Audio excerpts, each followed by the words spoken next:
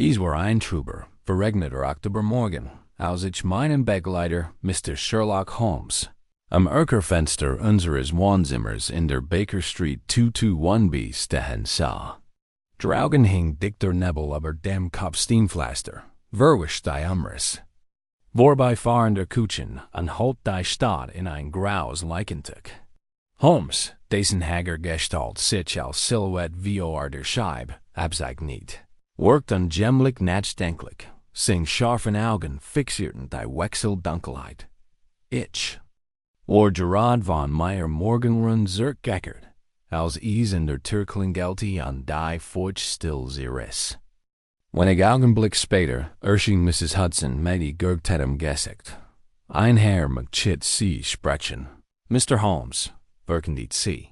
Wirkt ziemlich aufgeregt. Holmes drehte sich leicht seine schmalen Lippen verzigen sich zu einem schwachen Lächeln. Fahren Sie hierin, Mrs. Hudson. Der Mann, der herinkom, war Anfang 20 und trug einen dunklen, gegeschnenen Anzug. Sein Krawatt sah allerdings etwas schief, und sein Zeiländer trug die unwirkbaren Spuren hastigen Tragens. Sein Gesicht, so blass wie der Nebel drauben, war von Sorgenfulten gezeichnet. Mr. Sherlock Holmes? Fragte, und seine Stimme variiert einen Anflug von Verzweiflung. Holmes niet den Kopf. In der Tat? Und Sie sind? Lord Edward Marlborough. Ich bin Richter am Old Bailey. Ein Warnenposition, murmelte Holmes. Benehmen Sie Platz. Was führt Sie so früh in die Baker Street? Der Richter sank in den angeboten Sessel und rang die Hand. Es ist ein höchst verwirrende Angelegenheit, Mr. Holmes. Gestern Abend lietet ich einen Mordprozess im Fall von Henry Corbin. Der Angeklagte war seinen Geschäftspartner gerettet zu haben. Die Beweilige war größtenteils in diesem Bereich, aber die Jury sprachen schuldig. Wenn ich das Urteil verlas, blieb der Angeklagte ruhig, ja sogar erleichtert. Holmes habe ein Augenbrau, angellich. Hat seine Unschuld beteuert? Nein, antwortet Marlborough mit ingespannter Stimme. Aber heute Morgen erhielt ich eine anonyme Nachricht, ein Exil, die mir einen Schauer über den Rücken jagt. Der Richter hat das Urteil falsch interpretiert. Watson büht sich vor. War das nicht ein schures Oderein? Erdem? Der Richter schüttelt heftig den Kopf. Ich habe es richtig gelesen. Schuldig, klar wie der Tag. Da der Brief, du täten, dass etwas Schlimmeres passiert ist. Holmes' Augen funkelten interessiert. Haben Sie die Nachricht aufbord? Lord Marlborough zog ein Zernalt Stück Papier aus seiner Tasche, und Holmes nahm es vorsichtig entgegen und untersuchte es im Gaslicht. Maschendeschrien, bemerkt Holmes. Das Band ist leicht schief, man beacht, das die. Unter Hälfte der Buchstaben blass ist. Keine Wasserzeichen oder in der besonder Merkmal. Merkwürdig. Der Richter vergrub sein Gesicht in seinen Händen. Wenn ein Fälle gemacht wird, wenn ein Unschuldiger wegen mir gegend worden soll, Holmes legte dem Beruhigen die Hand auf die Schulter. Seien Sie versichert, my Lord, wir werden der Sache auf den Grund gehen. Watson, holen Sie Ihren Mantel. Wir sind auf dem Weg zum Old Bailey.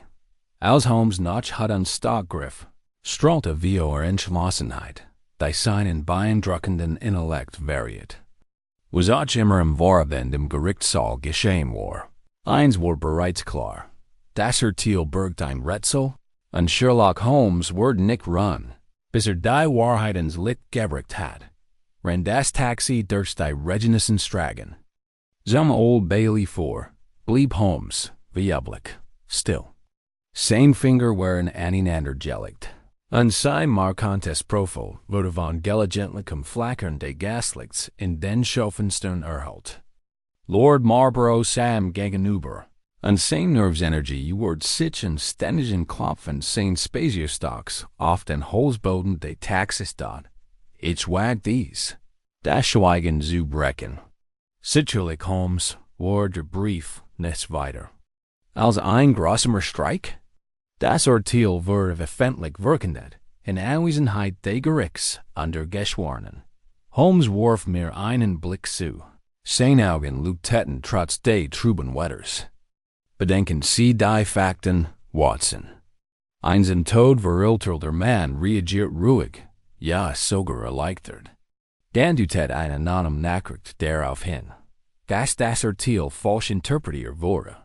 Wenn die Nachricht bloß ein Scherz war, warum wurde dann gezielt ein Richter angegriffen?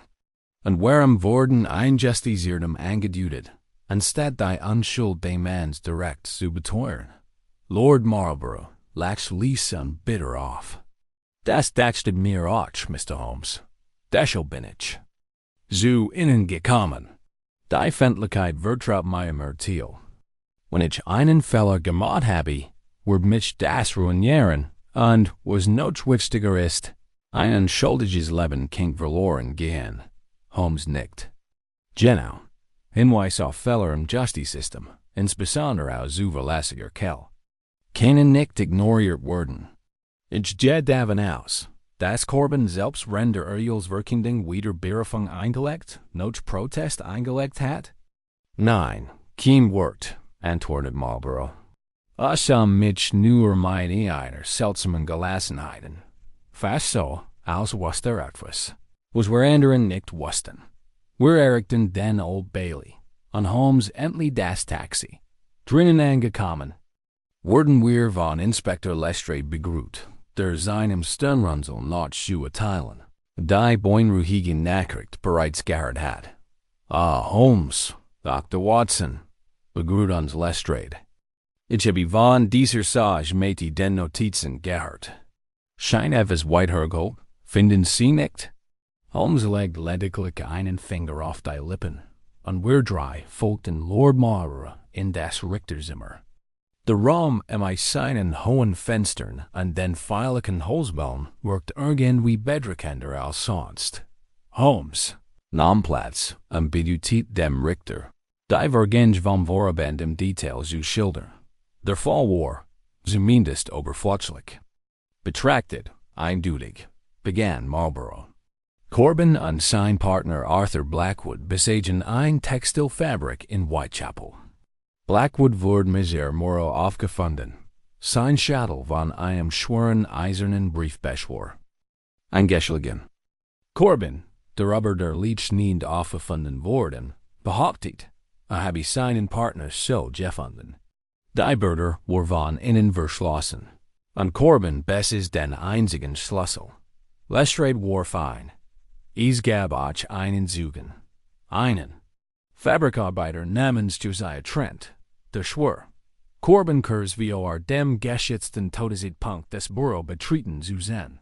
Außerdem waren Corbins Hand blutverschmiert. Für mich schien alles offen und verschlossen. Holmes tippt nachdenklich in sein Kinn. Gab es ein Zeichen für einen gewaltsamen Einbruch? Nein, antwortet Marlborough. Es gab auch keine anderen Ausgänge. Corbins Erkund war, habe die ter unverschlossen Wort gefunden. Die Legion deckt in seiner Panik versigt. Blackwood wieder zubelben. Holmes blickt Lestrade eindringlich an. Untersucht? Ist zuverlässig? Lestrade nickt. Trent arbeitet Zeit. 20 Jahren in der Fabrik. Nie mit dem Gesetz. Das schwör Corbin hat allen Grund, Blackwoods Tod zu wollen. Sie waren sich wegen Gelds uneinig, und es gab Gericht. Corbin habe Gelder veruntreut. Holmes antwortet nicht sofort. Sein Blick war auf den Richter gerichtet.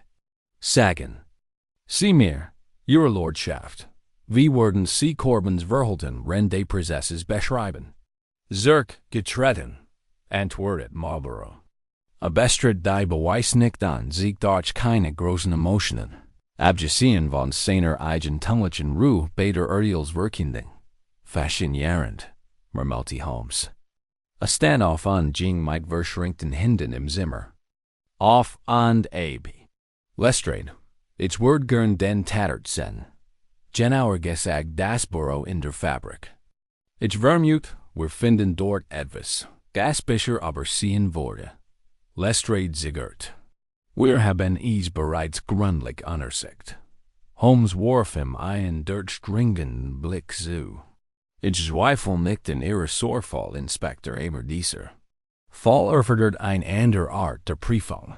Die nicht nur berücksichtigt, was vorhanden war, sondern auch, was heute vorhanden sein sollen und nicht vorhanden war.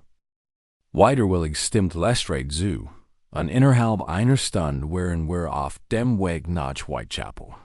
Holmes blieb in Gedanken versunken und murmelte gelegentlich vor sich hin. Wenn das Taxi aber die Hoppergen Stragen hoppert. Als wir ankamen, ragte die Fabrik vor uns auf. Jultig Backstein konstruent sich nicht sich vor dem düsteren Himmel.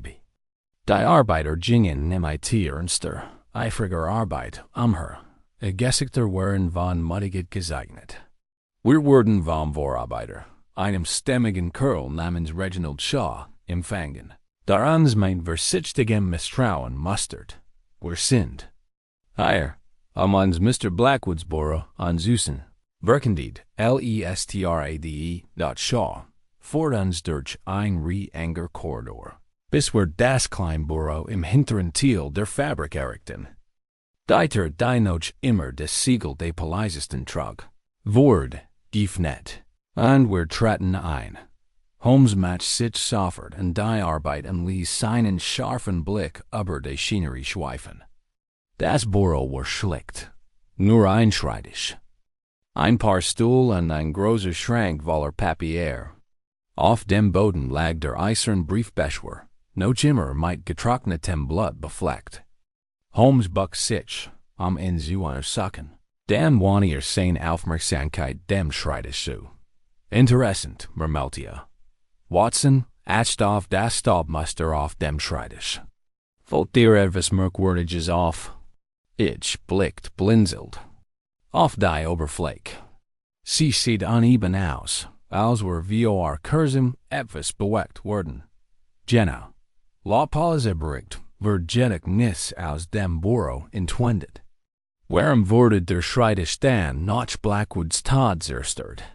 Lestrade schien, Robert, kein Korben gewesen sein, der noch etwas gesagt hat.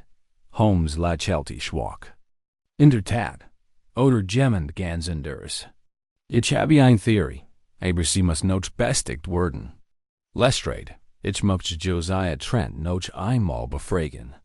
Urgent etwas in seiner Aussicht stimmt mich nicht ganz. Der Inspektor zuckt die Achsel. Ich hol ihn. Arbeitet noch in der Weberei. Als Lestrade ging, warf Holmes mir einen Blick zu. In seinen Augen blitzte der Wirtschaftsfunk der Inspiration. Watson, ich glaub, wir haben es mit einem weitaus komplizierten Komplott zu tun, als wir zunächst dachten. Jemand Walt Corbins Verordnung sicherstellen. Und das ist im Gelingen, Wurst. Ich kann Holmes' Wahrnehmung nur bewundern. Und mich fragen, welchen subtlen Hinweis in diesem düsteren kleinen Raum ausgegraben hat. Wenn Lestrade im Lärm der Fabrik verschwand, setzte Holmes seine Stillinspektion von Blackwoods Praxis fort. Aber was sich mit den präzisen, gemessenen Schritten einsteigen, sein Blick huscht von Eck zu Eck, jedes Detail in sich aufnehmend und analysierend. Ich blieb in der Tür stehen und folgte seinem Blick, obwohl ich aus langwieriger Erfahrung wusste, dass mir die Feinheiten, die ich so offensichtlich fand, wahrscheinlich entgehen würden. Holmes blieb am Fenster stehen, das auf die Schmelgasse hinter der Mühle hinausging. Das schmutzverschmierte Glas war erst kürzlich geöffnet worden. Seine Kanten waren etwas sauber als der Rahmen. Vorsichtig drückte es auf und bot sich hinaus, den schmalen Sim zu betrachten. Merkwürdig, murmelte trat zurück und schloss vorsichtig das Fenster. Der Staub auf dem Fensterbrett wurde aufgewirbelt. Dahin Polizeibericht wurde nicht erwähnt, dass das Fenster offen stand. Kein Korben einen Fluchtversuch unternommen haben. Wagte ich und schloss mit ihm, Holmes shuddered. Den Kopf, unwahrscheinlich. Der Abgrund zur Gas ist beträchtlich, und der Vorsprung ist zu schmal für einen Mann von Corbins Statur. Nein, dieser wurde von jemand anderem benutzt. Von jemandem, der den Raum betrat oder verlieh. Ging Zurich zum Schreibtisch, wo das unregelmäßige Staubmuster noch immer zu sehen war. Vorsichtig zog eine Linie durch den Pewterfilm. Und untersucht dann sein Fingerspitz. Watson, sehen Sie die eigenartigen Streifen hier? Fragt und deutet auf die schwachen, sauberen Flecken inmitten den sonst unberührten Staubs. Ich büt mich nur. Es sieht so aus, als wär wir kurzem etwas Rechteckiges bewegt worden. Vielleicht ein Halbback oder ein Kist. Genau, antwortet Holmes und kniff die Augen zusammen. Trotzdem wurde Lotpau's Inventor und der Aussicht des Richters. Nicht als vermisst In diesem Moment taucht Lestrade wieder auf. Eindrahtiger, glattköpfiger Mann mit Würzig, der hinter ihm herlief.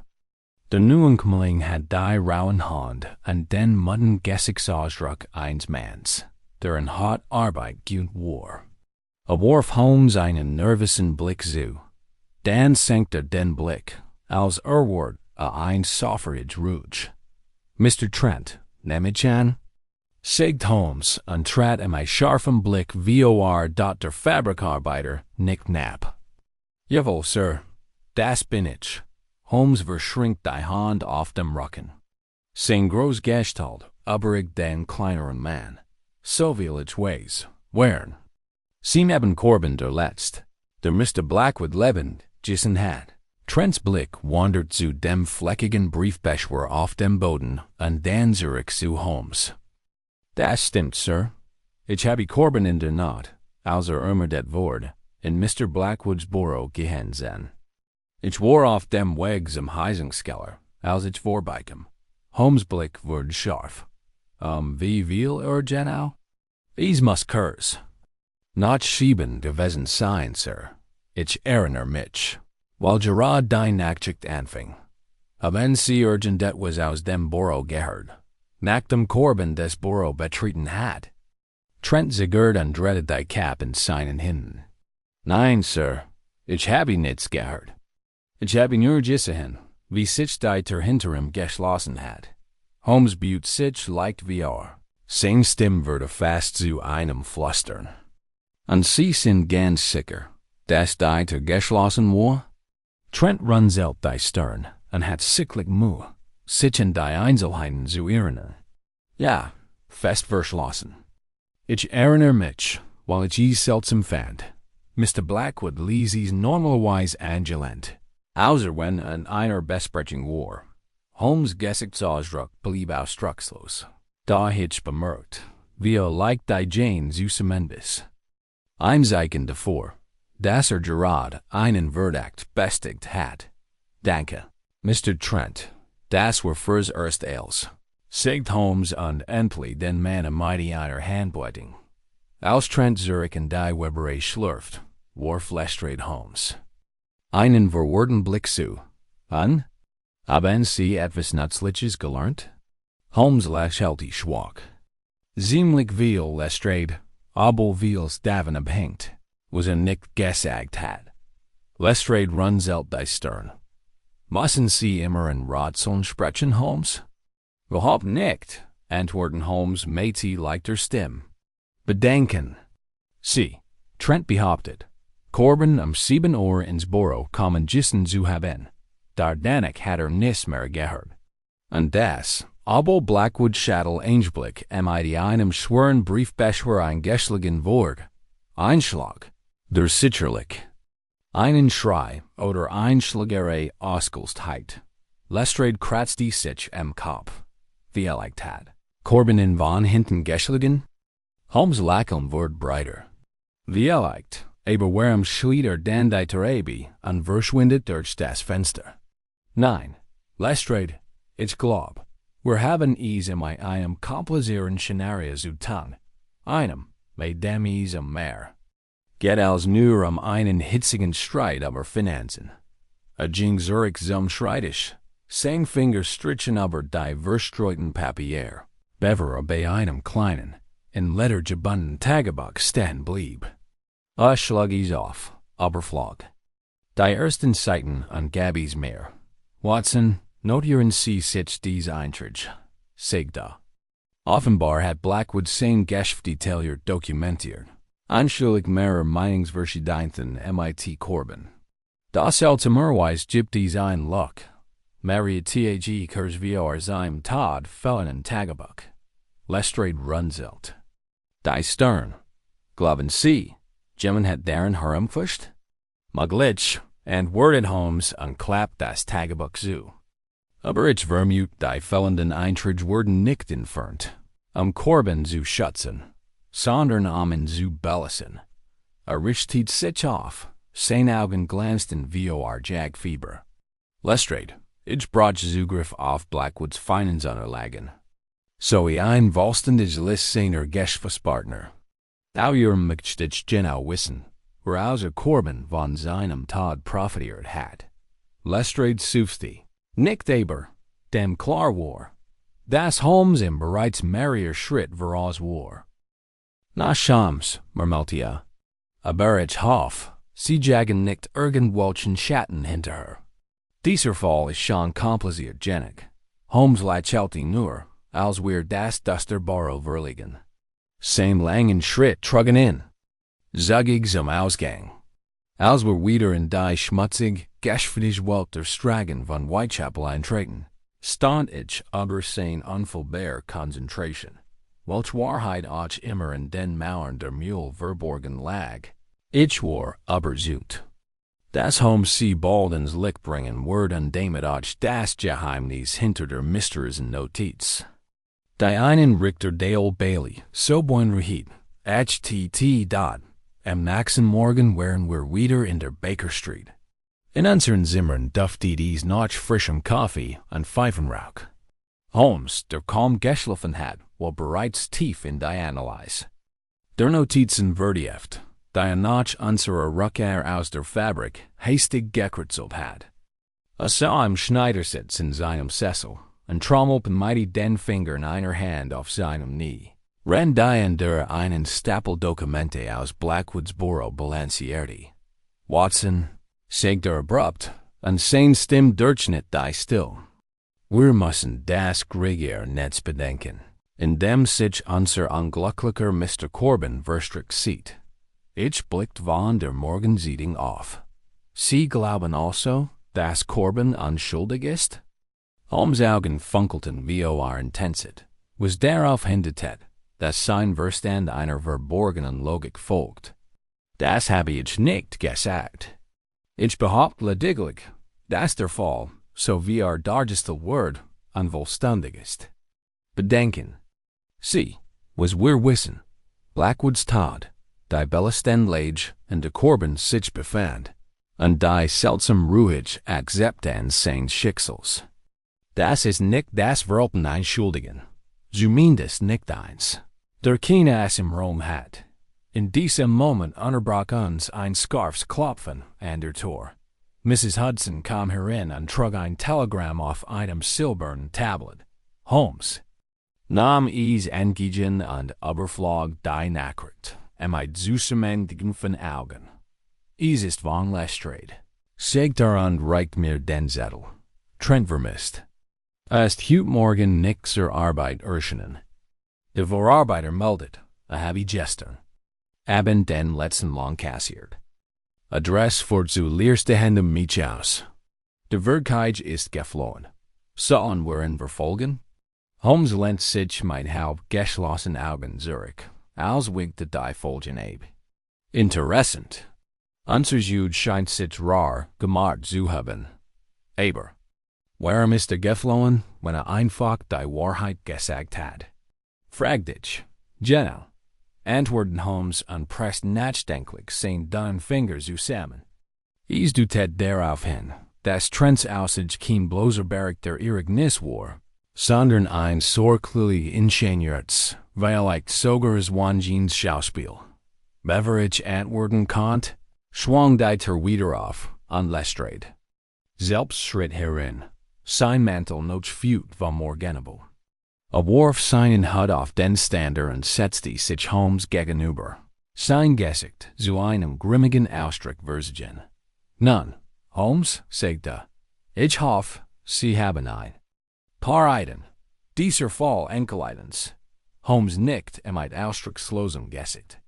Sagen Sie mir, Lestrade, wie viel an der Außer Corben heiten von Blackwoods Tod profitiert? Lestrade suchte und zog ein kleines Notizbuch aus seiner Manteltasche. Nickt viel. Blackwoods einziger anderer bekannter Vertrauter war ein Mann namens Richard Mycroft. Nickt mit ihrem Bruder verwandt, Nehmchen? Holmes gestat sich ein kurzes Lächeln. Keine, die mir bekannt ren. Mycroft war Blackwoods Geldspur, fuhr Lestrade fort. Half ihm, das Kapital. Für die Eröffnung der Mühle zu beschaffen. Den von uns beschlagnahmten Konten zufolge schuldet Blackwood ihm ein beträchtliche Summe, die an nur schwer zurückzahlen konnte. Holmes richtete sich auf, seine Augen glänzten.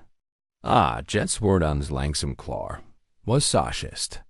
Ein Mann, der mit Schulden zu kämpfen hat und verzweifelt versucht, sein Geschäft zu retten, kennt vieles tun, vielleicht sogar einen Partner beschuldigen. Seinen Verpflichtungen zu entgehen, Lestrade runzelte Stirn. Aber das ergibt da keinen Sinn. Wenn Blackwood Schulden hat, warum soll Mycroft in den Tod sehen wollen? Es ist nicht gerade profitable, den Mann zu ten, der einem Geld schuldet. Holmes winkte ab. Genau deshalb vermutet, dass das Motiv woanders liegt. Mycroft hat vielleicht einen Weg gefunden, von Blackwoods Tod zu profitieren, oder wollte ein lasted Schuld aus seinem Bucken streichen. So oder so, es wird ihn eine Untersuchung. Lestrade rutscht unbehaglich hin an her. Das ist noch mehr. Mycroft hat einen Neffen, einen Manns Thomas Garrett, der ebenfalls in der Fabrik arbeitet. Jung, ehrgeizig und beacon für seinen Groll gegen Corben. Offenbar glaubt Corben wird seinen Aufstieg in der Firma blockieren. Holmes' Augen leuchteten auf. Jetzt haben wir den Anfang eines richtigen Warwars. Ein Finanzier mit einem persönlichen Interesse am Überleben der Fabrik, ein junger Mann, der die Karriereleiter erklimmen will, und ein möglicherweise unschuldiger Mann, dem ein Mord entgängt wird. Sagen Sie mir, Lestrade, hat seit dem Prozess irgendjemand mit diesem Garrett gesprochen?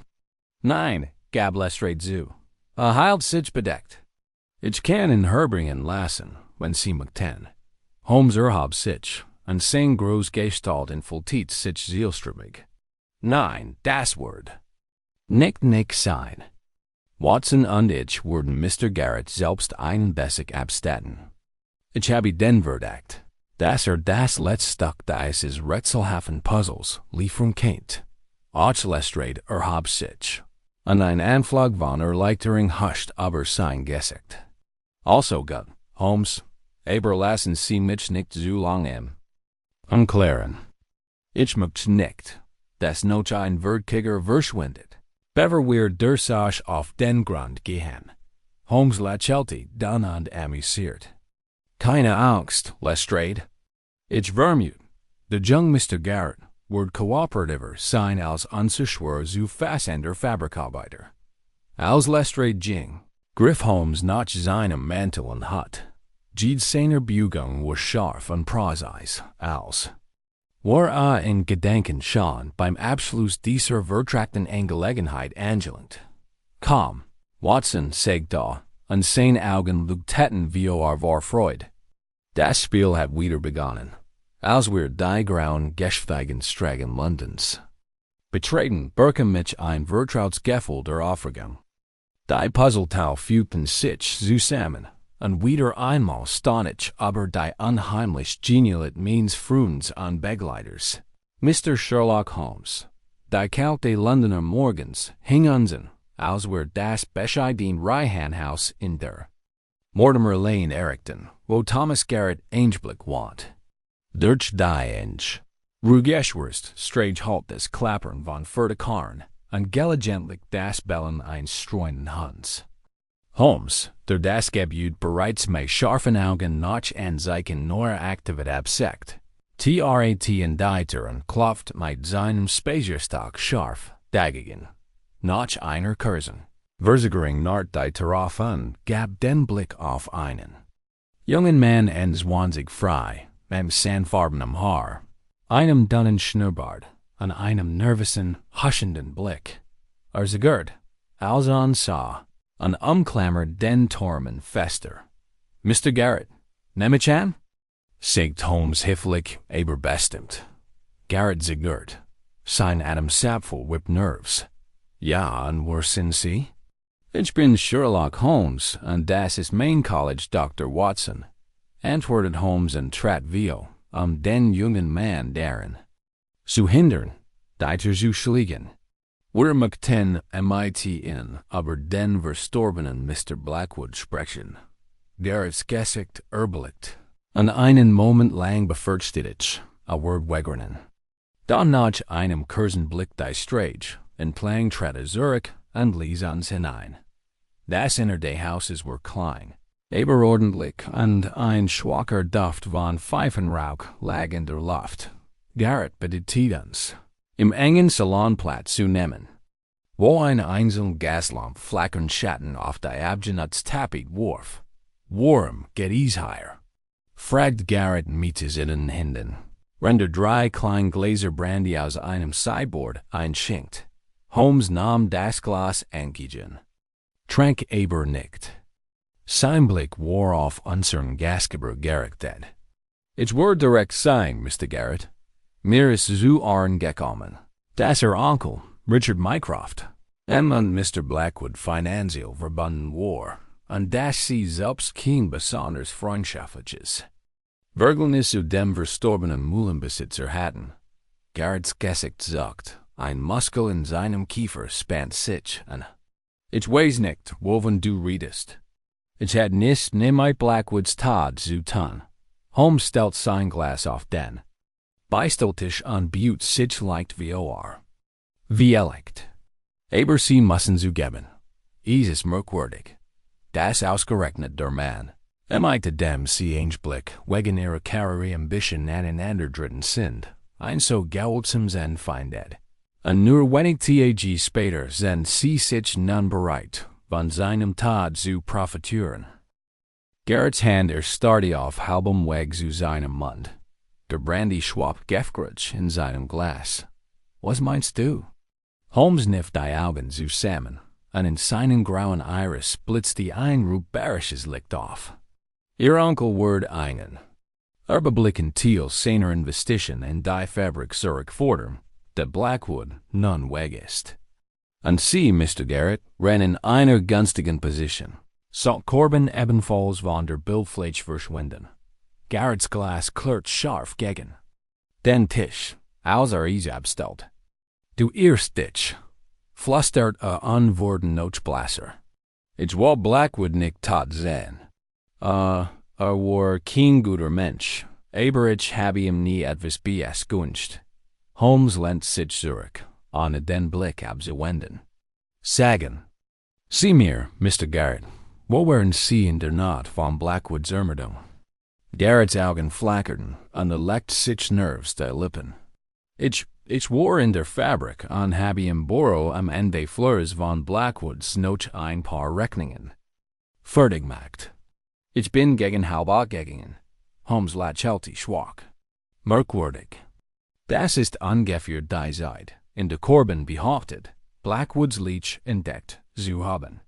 Und trotzdem sind Sie sich nie begegnet? Garrett's Hand umklammert die Armlehne seines Stolz fester.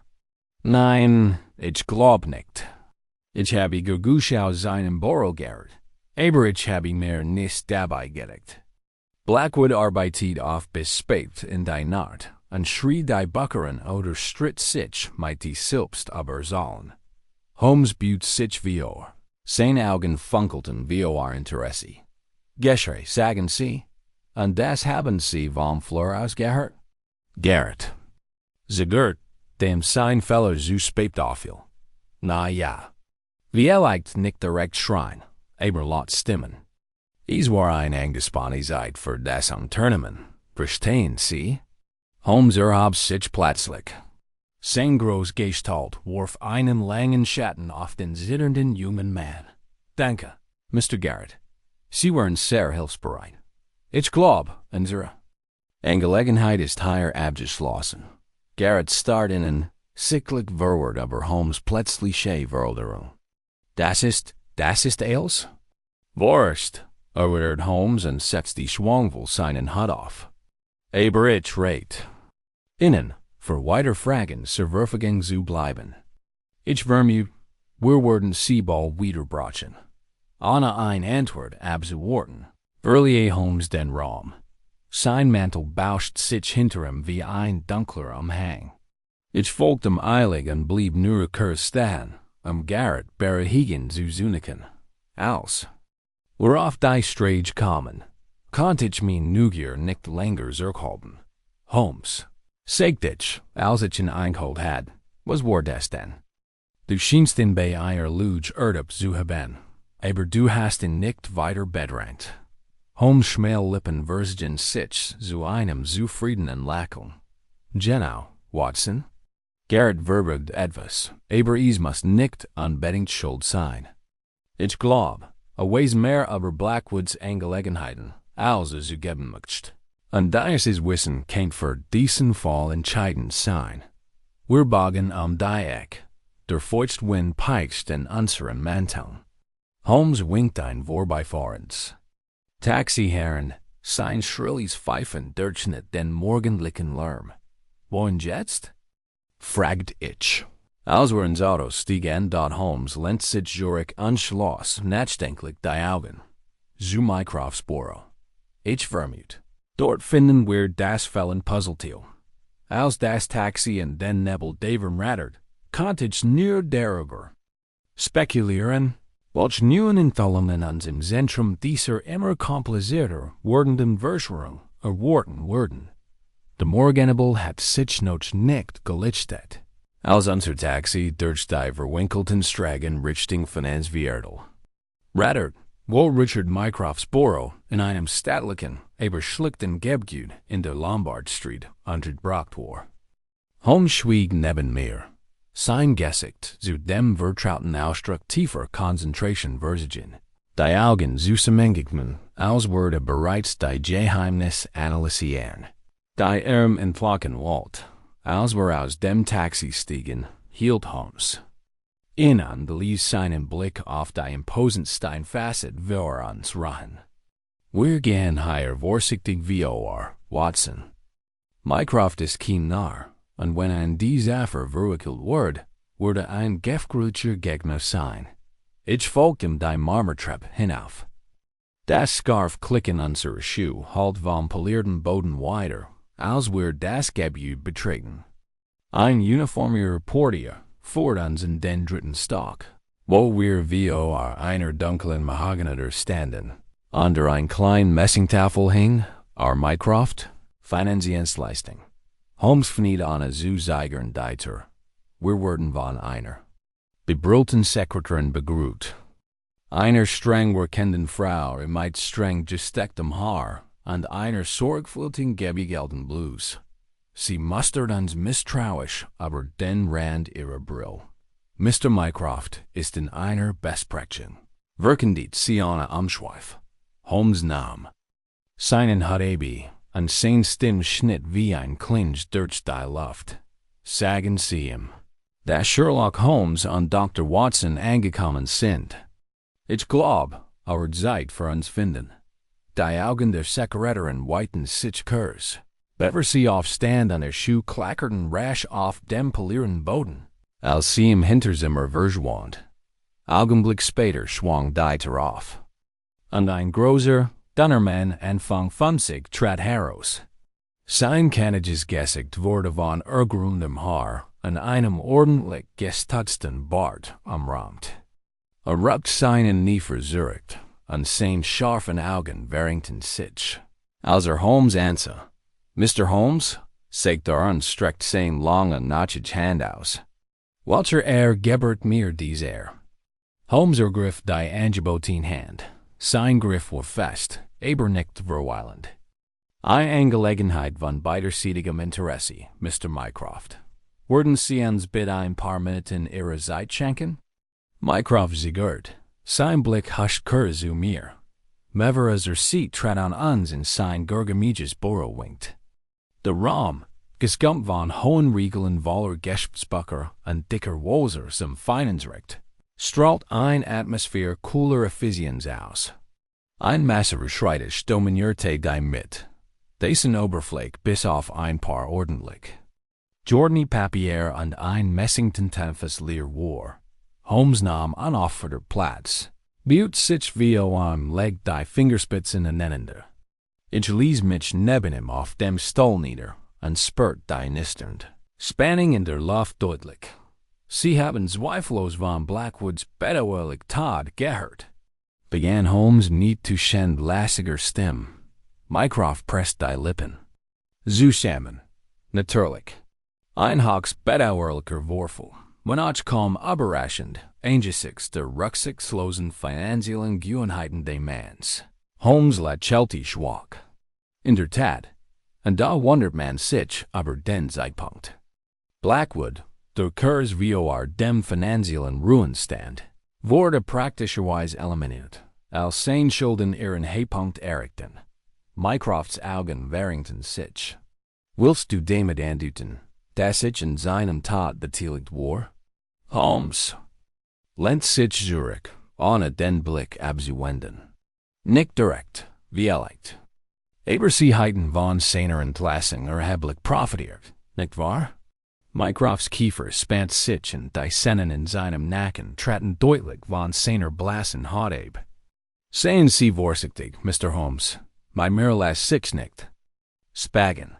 Holmes lächelte nur, und seine Augen funkelten raubtierhaft. Das vermutlich. Aber wissen Sie, Mycroft, ich habe kürzlich erfahren, dass Ihr Neffe Thomas Garrett in der Mordnacht in der Mule war. Behauptet, kurz vor der Entdeckung der Leichlot-Stimmen aus Blackwoods Büro gehört zu haben. Für einen kurzen Moment variiert Mycrofts Gesicht einen Anflug von Überraschung oder Angst. Daher gewann schnell seine Fassung zurück. Thomas ist ein ehrgeiziger junger Mann, sagte mit kontrollierter Stimme. Aber ich verstehe nicht, was das mit mir zu tun hat. Holmes Lächeln wurde breiter. Ich glaube, Mr. Mycroft, Sie und Ihr Neffe haben sich möglicherweise verschworen, ein lastiges Hindernis aus dem Weg zu räumen. Blackwoods Tod, gefolgt von Corbins praktischer Verurteilung, wird dem jungen Garrett den Weg frei machen. In der Firma aufzusteigen und zur finanziellen Interessen zu sichern. Mycrofts Hand umklammern die Kante seines Schreibtisches. Fester. Das ist eine gefährliche Entschuldigung, Mr. Holmes. Sie haben keine Beweis. Holmes erhob sich, und sein langer Kröhren vollzieht sich wie ein Schlang, der zum Angriff bereit war. Vielleicht noch nicht. Aber ich würde es finden. In der Zwischenzeit schlägt ich vor, dass Sie die Folgen Ihrer Lüge bedenken. Sie mögen ein einflussreicher Finanzier sein, aber ich habe schon weitaus vermögender Männer zu Fall gebracht. Ohne ein weiteres Wort drehte sich Holmes auf dem Absatz unverlieh das Büro mit einer, die Terrasitten ließ. Ich folgte eilig und warf einen letzten Blick auf Mycrofts aschvolles Gesicht. Bevor ich die Tür hinter mir schloss. Draugen angekommen, hielt Holmes nur kurz in, sein Pfeif anzuzünden.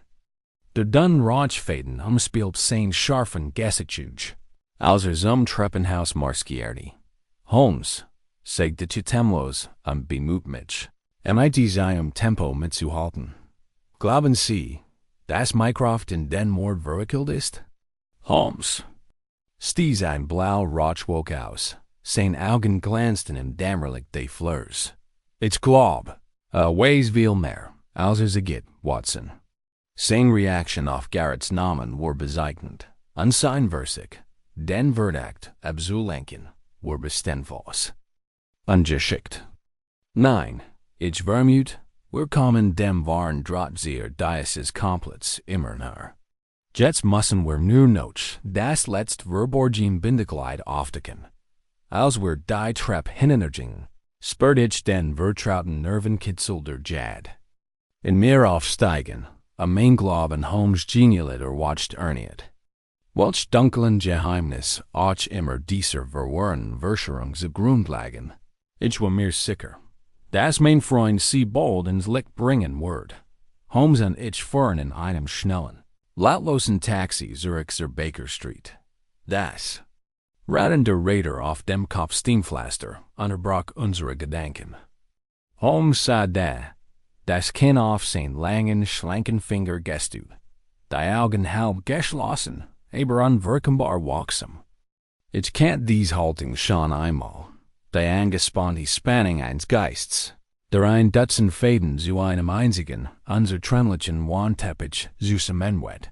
Als wir unser Wohnzimmer betreten, zog Holmes seinen Mantel aus und ging sofort zu seinem Schreibtisch. Zog die Schublade auf, in der seine vertraulichsten Notizen aufbewahrte. Holt ein Duns in ledergebundenes Handbuch hervor, dessen Ecken vom häufigen Gebrauch abgenutzt wären, und legt es aufgeschlagen auf den Tisch. Watson, sagt mit entschlossener Stimme, wir haben den entscheidenden Punkt in diesem Fall erreicht. Unser Gegner steht kurz davor, sich zu offenbaren, aber wir müssen ebenso bereit sein, zu schweigen. Ich nahm auf meinem gewandten Stuhl neben dem Campingplatz. Mein Notizbuch war aufgeschlagen, und der Stift lag bereit. Sie vermuten also, dass Mycroft und sein Neffe hinter dieser Verschwörung stecken? Holmes' Augen blitzen. Würzig? Nein, mein lieber Watson, da bin ich mir sicher. Die Herausforderung besteht nun darin, sie dazu zu bringen, ihr Hand zu offenbaren, ohne Caesar Flucht in die Dunkelheit zu zwingen. Stand abrupt auf und Schritt mit schnellen, präzisen Schritten im Zimmer auf und ab, rennt sein Gedanken rasten. Bedenken Sie die Fakten. Mycrofts Finanzen sind mit Blackwoods pleitigender Fabrik verstrickt. Garrett's Ambitionen wurden durch Corbins Dienstel erstickt. Und nun sind beide Männer durch ihr eigenen ungeschickten Verschleierungsschutz. In die Sache verwickelt. Ich runzelt die Stirn. Aber was ist mit den fällenden Seiten aus Blackwoods Tagebuch? Sie sind da sicher der Schlüssel zu diesem Rätsel. Genau, antwortet Holmes und knifft die Augen zusammen. Genau dieses Tagebuch soll uns als Kater dienen. Bevor ich weiter nachfragen konnte, griff Holmes nach seinem Schreibzeug und schrieb ein Kursnachricht, wobei sein Vetter heftig aber das Pergament kratzte. Faltiert das Papier sorgfältig.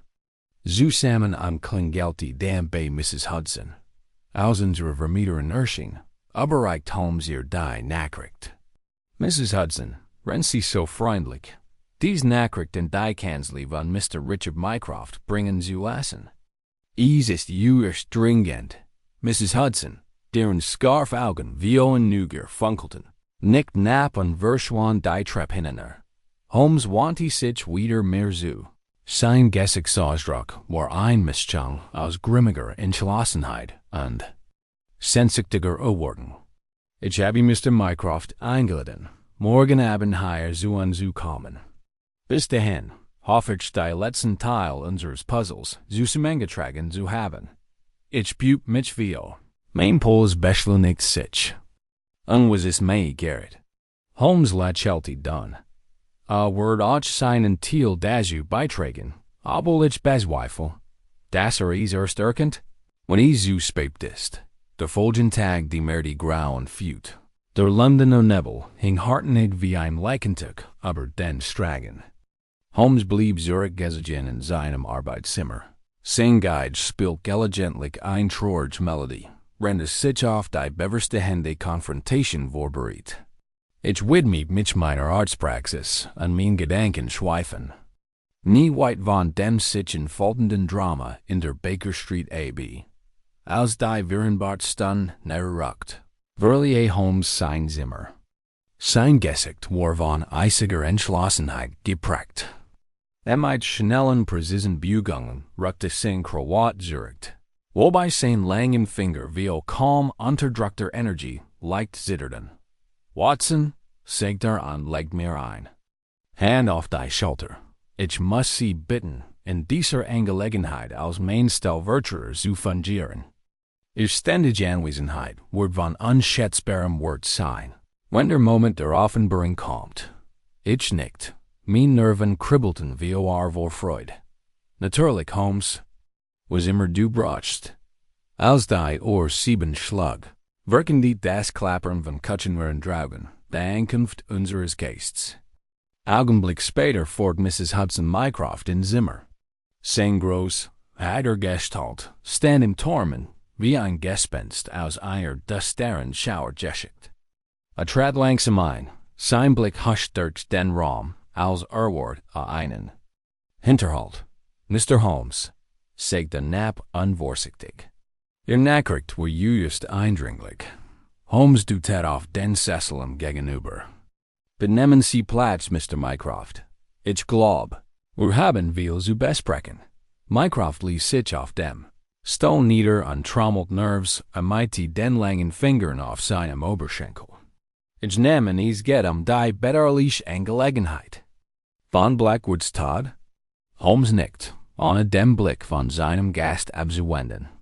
In der Tat, es wird Sie freuen zu rennen, dass ich bei der Identifizierung der wahren Erhers dieser Tragödie erbeblich Fortschritt gemacht habe. Mycrofts Gesicht blieb ausdruckslos, da ein leichtes Anspannen seines Kiefers variiert sein Unbehagen. Und wenn beschuldigen Sie.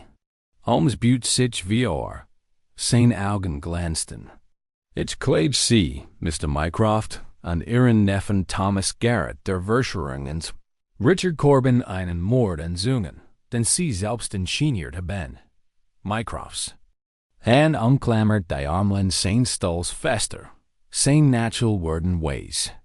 Absurd, sichte. Du hast keine Beweis. Holmes lächelte, mit einem räuberischen Funkeln in den Augen. Keine Beweis. Im Gegenteil, ich habe alle Beweis, die ich brauche. Die fehlenden Seiten aus Blackwoods Tagebuch, die falsch. Aussage, ihres Neffen und die feinen Unterlagen, die sie so achtlos zu verbergen versuchten. Einen langen Moment lang herrscht im Raum angespannte Elektrizität still. Mycrofts Blick huschte die Uter. Render im Kopf maglich fluktuisch durching. Holmes sich, und sein groß Gestalt warf einen langen Schatten auf sein in die Enge getriebenes Opfer. Ich schläge wie sie überlegen sich ihr Nachsen. Wart gut, Mr. Mycroft. Scotland Yard ist nur ein Taxifahrt entfernt, und ich würde mich sehr freuen, Sie in deren feigen Händen zu sehen. Mycroft schluckt, sein dünnen Lippen zu einer blutleeren Linie zusammenpresst. Zum ersten Mal seit unserer Begegnung sah ich echt Angst in seinen Augen aufblitzen. Holmes büht sich und sein Stimme wurde zu einem giftigen Flüstern. Das Spiel ist, wie man so schön sagt, aus. Die Luft im Wohnzimmer war angespannt, nur das Liesnistern des Führers war zu rein. Als Holmes über Mycroft ragt, sein scharfen Gesichtszug zu einer meist unergiebiger Entschlossenheit geformt. Mycrofts Augen jettig blieben kalt. Sein langen Finger trommelten noch immer gegen die Armlehne seines Stuhls. Ein Mann, in die Enge getrieben, aber noch nicht gebrochen. Keine Entschuldigungen, Mr. Holmes, sagte der Donner, aber trotziger Stimme. Aber Sie würden sehen, dass ich mich nicht so leicht anzukriegen lasse. Ich verlange, diesen sogenannten Beweis zu sehen. Holmes richtet sich auf, und seine schmalen Lippen verzigen sich zu einem schwachen Raubtierhafen. Lächeln, also gut. Ich werde es Ihnen Stück für Stück darlegen, so wie man die Scherben eines sehr bruchenen Glases rekonstruieren wird. Ging zu seinem Schreibtisch und holt ein kleines, in Leder gebundenes Tagebuch an ein Handvoll hastig hingekritzelter Notizen heraus. Hielt sie ho Andretta sich wieder zu Mycroft, Jurst das Tagebuch der verstorbenen Mr. Blackwood. Segte entwarf auf den kleinen Tisch zwischen ihnen. Es wurde aus dem Boros der Fabrik geborgen, und erskelt die Geschichte von wachsenden Schulden und Erbenerten. Rivalituten von einem Mann, der durch ihr Machenschaffen an den Rand der finanziellen Ruins getrieben wurde. Mycrofts Augen flackerten. Da blieb still, und sein Kiefer war zu einer grimmigen Linie zusammengepresst. Holmes Form mit zunehmender Intensität fort. Zweitens die Aussicht ihres Neffen, Thomas Garrett. Ein Mann mit die guten Absichten und Chancen, der in der Unternehmenschirke aufsteigen will, sobald Corbin ihm aus dem Weg gegangen ist. Ich sah ein Auflockern der Erkennens in Mycrofts Augen, einen kurzen Riss in seiner sorgfältig konstruierten Mask. Holmes fuhr fort, sein Wort scharf wie des Skalpel einschärigen. Garretts Behauptung, habe in dieser Nacht laut Stimmen aus Blackwoods Büro gehört, war ein sorgfältig gelegter Samen, der den Verdacht von sich ablenken und auf Corbin lenken sollte. Da, in seiner Eil, sein Spüren zu verwischen, matchte einen schwerwiegenden Feller. Mycrofts Hand umklammern die Armlehnen seines Stalls, sein natural worden Ways. Welcher Feller? Flüsterte. Sein Stimme nun von echter Angst. Durchdrungen. Holmes buht sich wie sein Augen funkelten. Hat die Uhrzeit vergessen. Das Logbuch der Nachtwärters, das ich erst heute Morgen erhalten habe, bestätigt. Das Garrett die Fabrik wohl 3 Minuten nach dem Corbin behauptet. Hat die Leech entdeckt zu haben, verlassen hat. Falls Garretts Stimmen im Büro gehört hat, kann es nicht Blackwood gewesen sein, der bereits tot war. Aus Mycrofts Gesicht wurde jede Farbe weich. Seine dünnen Lippen fnetten sich in stillem Protest. Holmes ließ nicht locker. Aujordem. Besitz ich Kopien von Finanzunterlagen. Die Investitionen nämlich einer refragwürdige Kredit in Verbindung bringen. Die Blackwood Kurs wie seinem Tod gehört wurden. Kredit, die seltsamerweise nach seinem frommen Abelben erlassen wurden, so dass es sie die Wahlkontrolle über die Fabrik wiederholten. Daraufhin erhob sich Mycroft abrupt von seinem Stuhl. Sein groß Gestalt warf einen langen Schatten. Durch den Raum.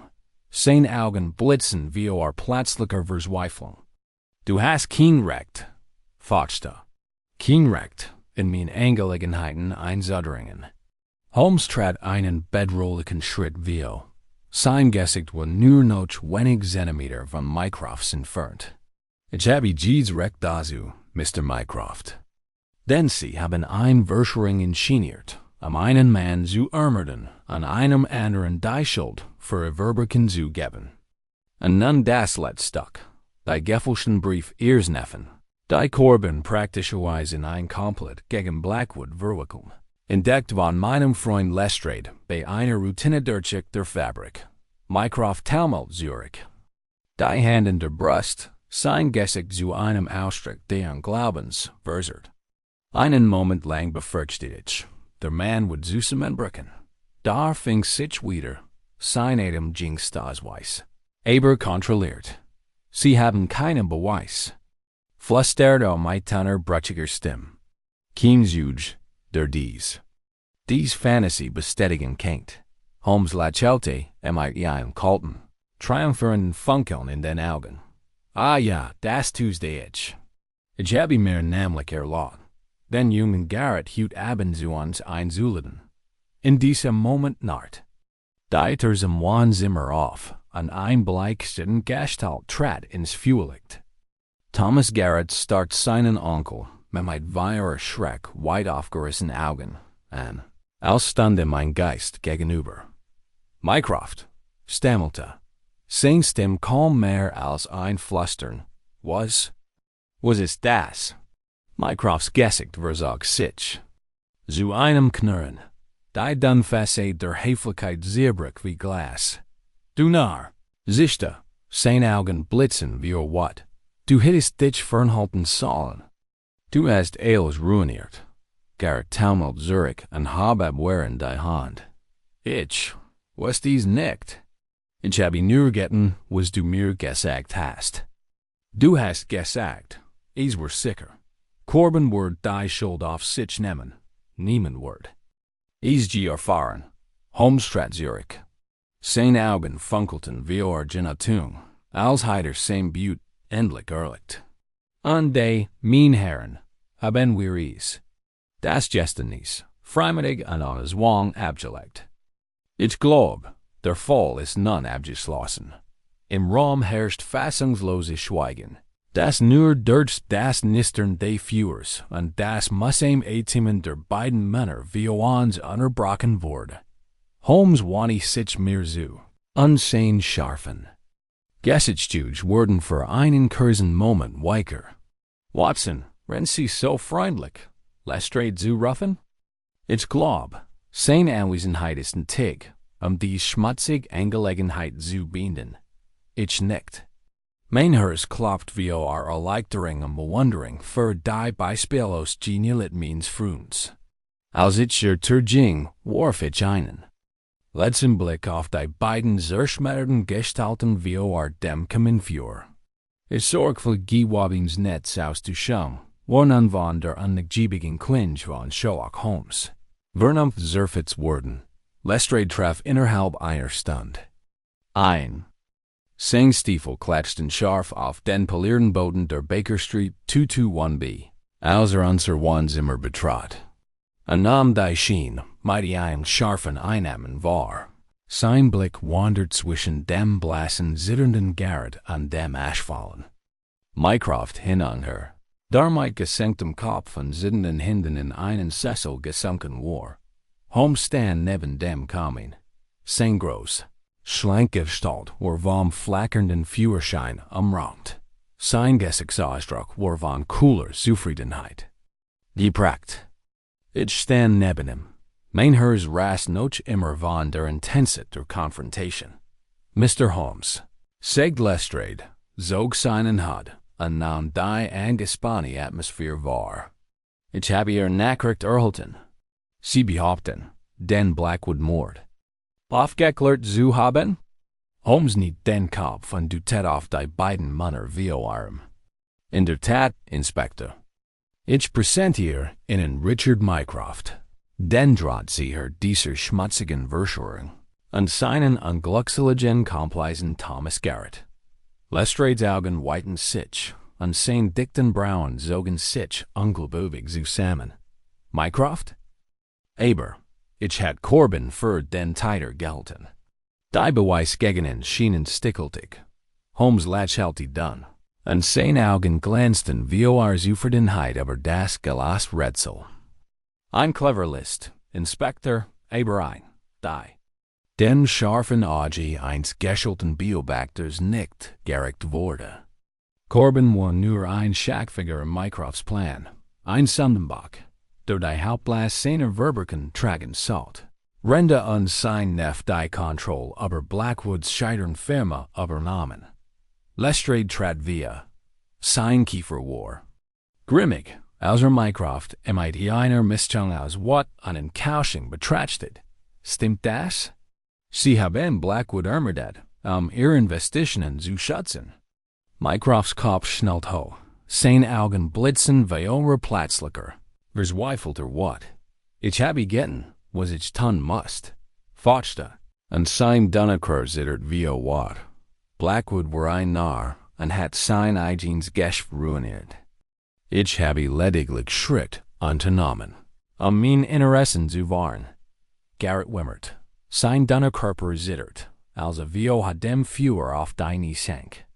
Ich wusste es nicht, flüsterte, den Blick auf die glühend Glut gerichtet. Ich wollte meinem Onkel nur ein Freude machen.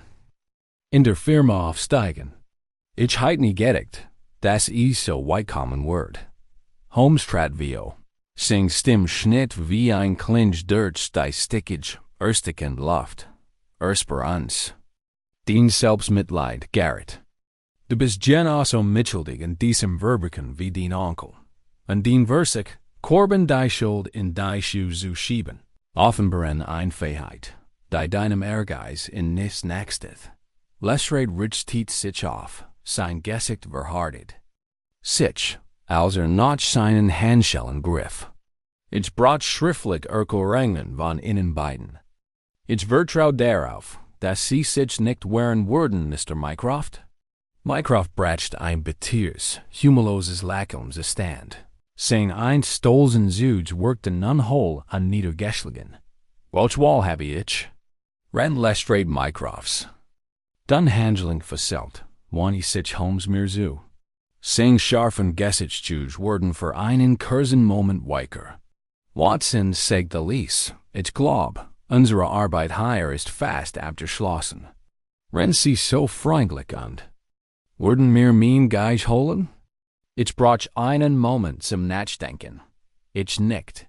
Denkbar für die Gelegenheit, die bedrückende Atmosphäre des Raums zu verlassen, wenn ich nur für einen Moment. Ich holt das Instrument aus seinem Koffer am Fenster und reich dies Holmes. Der Ease macht die einem kleinen, anerkennenden Nicken entgegen. Lestrade fort die beiden Gefangenen zur Tür und hielt Garrett sitzend schulterfest. Als sie die Schwelle erreichten, hielt Mycroft inne und warf Holmes einen letzten, giftigen Blick zu. Sie haben dies Run vielleich Junen, Mr. Holmes, knurrte, an seinen schmalen Lippen versigen sich zu einem bitteren Grinsen. Aber, wissen Sie, ich bin nicht der einzig wohlhabende Mann in dieser Stadt. Es gibt andere, die meinen Platz einnehmen würden, andere, die sie fallen sehen würden. Holmes erwidert seinen Blick, ohne mächtiger Wimper zu zucken. Seine grauen Augen waren so kalt und unnachgiebig wie die Stahlfessel, die Mycrofts Handgelenk fesselten. Dann sollen sie es versichern, erwiderte mit leiser, tadlicher Stimme. Ich würde warten. Mit einem letzten trotzigen Blick ließ Mycroft zu. Das Mann aus dem Raum fort. Sein dünner Körper sackt unter der Last seines eigenen. Zerstörten Stolzes ZUSAMMEN dort als sich der hinter ihnen schloss. Mich ich aus, ohne dass ich bemerkt hat, dass ich die Luft eingehalten hat und die Anspannung in meiner Brust. Als die sich endlich dort Holmes blieben fewer stehen und entlockte seiner Geige mit seinen langen Fingern ein Trorch, eindringlich Melodie.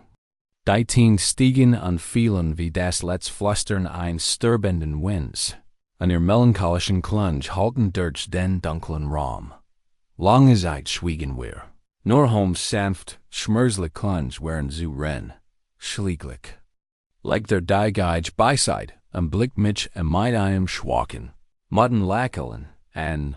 Watson, sagt mit einem seltenen Unterton von Verletzlichkeit in der Stimme.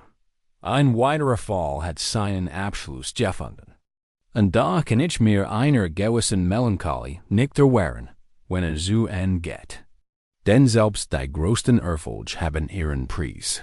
Ich griff nach meinem Stift und stellte mir bereits die Wort Vio, die bald mein Notizbuch füllen an. Diesen jüngsten Triumph in den Annalen unserer gemeinsamen Aventur würdigen würden. In der Tat, Holmes, erwidert ich, und mein Herr schwoll wie aus Stolz und Bewunderungen. Aber die Welt ist da, dank der Bemühungen von Manieren wie Ihnen ein besserer Ort Jordan. Holmes nickt kurz und nachdenklich, sein Blick war in die Fern gerichtet, als würde bereits seiner nächsten großen Herausforderung entgegenschweben. Vielleicht. Watson murmelte, den Blick auf die nisternden Flammen gerichtet. Vielleicht. Am Morgen nach Mycrofts an Garretts Festnahme lichtet sich endlich der Nebel, der sich hartenhäg über Londons Straßen festgesetzt hat, und gab den Blick auf einen klaren Himmel frei, der lange, golden Schatten über die Baker Street warf. Ich watchte mit dem Vertrauten, wohligen Duft von Tabakrauch und den sanften Klängen von Holmes' Geige, die durch das Wohnzimmer zogen. Jeder Tong ein trauriges Echo der Strapazen, die wir durchgestanden hatten. Ich zog mit rasch en rend. Mir die dramatischen Ereignis der vergangenen Nacht noch immer durch den Kopf gingen. Mycroft's bitter capitulation. Garrett's Tränenreicher Zusammenbruch. Die grimmige Genatung in Lestrade's Augen. Als sie beiden Ketten abforte. All dies Bilder blieben in meinem Gedächtnis haften wie des verklingende Echo eines fernen Gewitters.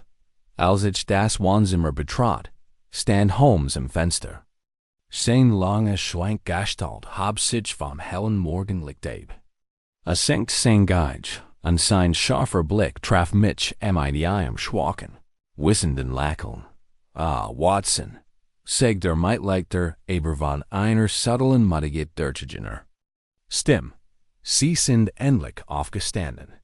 Ich hoffe, Sie haben trotz des ziemlich dramatischen Ends unserer letzten Affäre gut geschlafen. Ich nahm meinen gewohnten Platz am Kamin ein und schenkte mir ein Tass starken schwarzen Tee ein, den Mrs. Hudson mir freundlicherweise bereitgestellt hat. So gut, wie man es erwarten konnte, erwiderte ich, stellt die Tasse beyond griff nach meinem Notizbuch. Ich muss gestehen, mir fehlen die Worte. Die Dreistigkeit von Mycroft's Plan, die kalte, berechnend not or seiner Verbriken. Das alles ist einfach überwältigend.